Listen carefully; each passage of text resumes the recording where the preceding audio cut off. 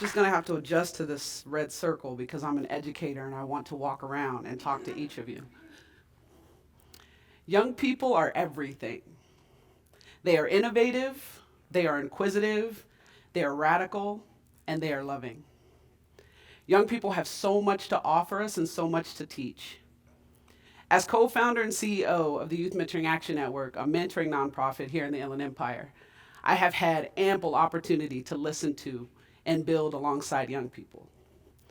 Now, while some of these moments have been difficult and challenging, all of them have been absolutely worthwhile.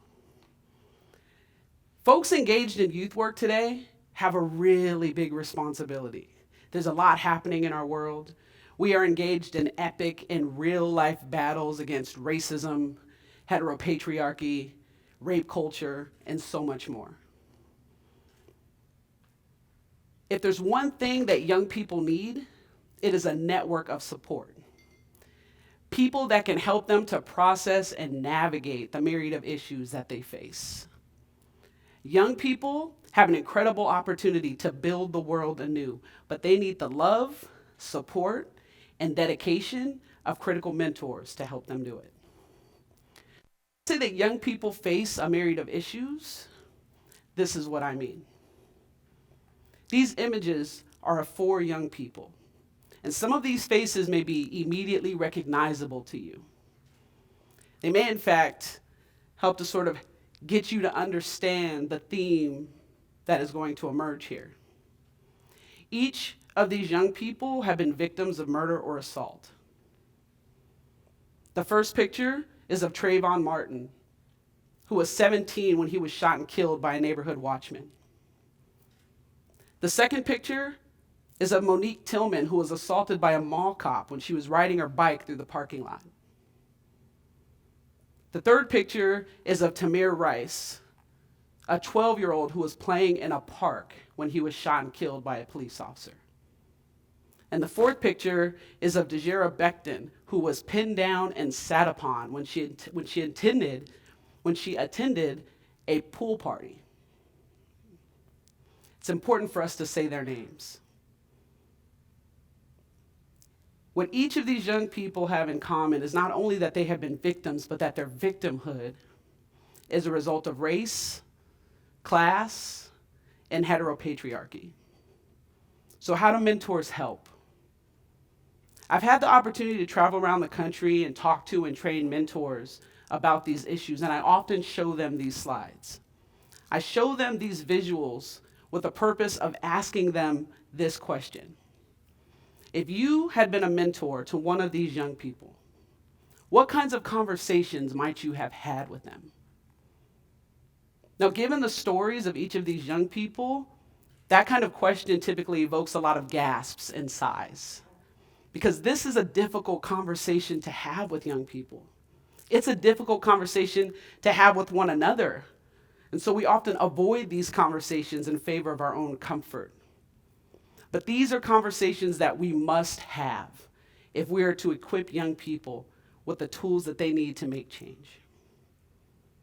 Critical mentoring is a powerful tool. It's a blend of critical race theory and mentoring elements that help us to focus on addressing the context that youth exist in. Critical race theory says, or we use critical race theory to discuss and engage in conversations about racism, to reject colorblindness and liberalism, and to value the narratives of marginalized people.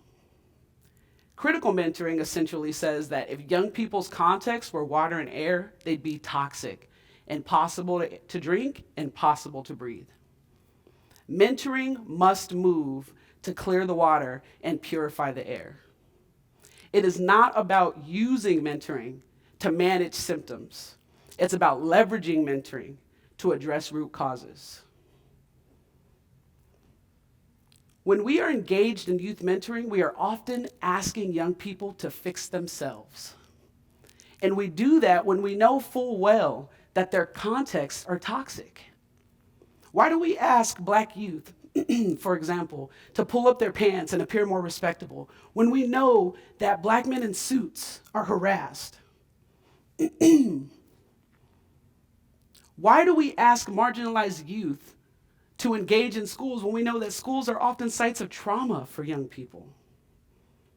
So critical mentoring asks mentors to consider the context that youth exist in, and to then alter their mentoring praxis to help young people to address these issues. Critical mentoring is also about being youth-centric. Now, this is not separate or neatly divorced from the idea of critically considering context. In fact, if you are a youth mentor who's working with a marginalized young person, it's your responsibility to ensure that young people who are typically without voice, power, and choice have voice, power, and choice. There are 4 elements that are involved in being youth-centric. And typically my youth co-facilitators give this slide, so I give them full credit for all of these points. Those 4 elements are recognizing that youth are capable, providing youth with a platform, passing the mic, and letting youth lead. Recognizing that youth are capable is about combating our adultism. Adultism that says that young people shouldn't have opinions and that they're not ready to lead in this way. Providing a platform is about ensuring that young people have space and place to innovate and partner with us in this work. Passing the mic is exactly that. There's a saying that you don't need to be a voice for the voiceless, just pass the mic. In the same way, we should not always have to speak on behalf of young people. We should just give them opportunities to speak for themselves. And finally, we need to let young people lead. And they should be leading in various ways. They should be running our programs. They should be running this event. They should be prepared and poised to take over our positions when we move on. And young people are more than capable. They can do it. Angela Davis said that young people should be able to see further since they are standing on our shoulders. Letting youth lead, and youth centrism in general, is not about adults disappearing or leaving the picture. As a matter of fact, one of the most important components of critical mentoring is the concept of intergenerational dialogue. I want young people to understand that mentors have what Reverend Alfonso Wyatt calls elder wisdom. We have sacred knowledge to pass down and share if only young people will listen. Mentoring is supposed to be a reciprocal process, an exchange in which mentor and protege are in this ongoing process of wokeness. There's so much work to be done in our world, and mentoring should be at the very heart of that liberation work, if only adults would be willing to make themselves more relevant. Young people deserve the best of us so that they can be better than us. Thank you.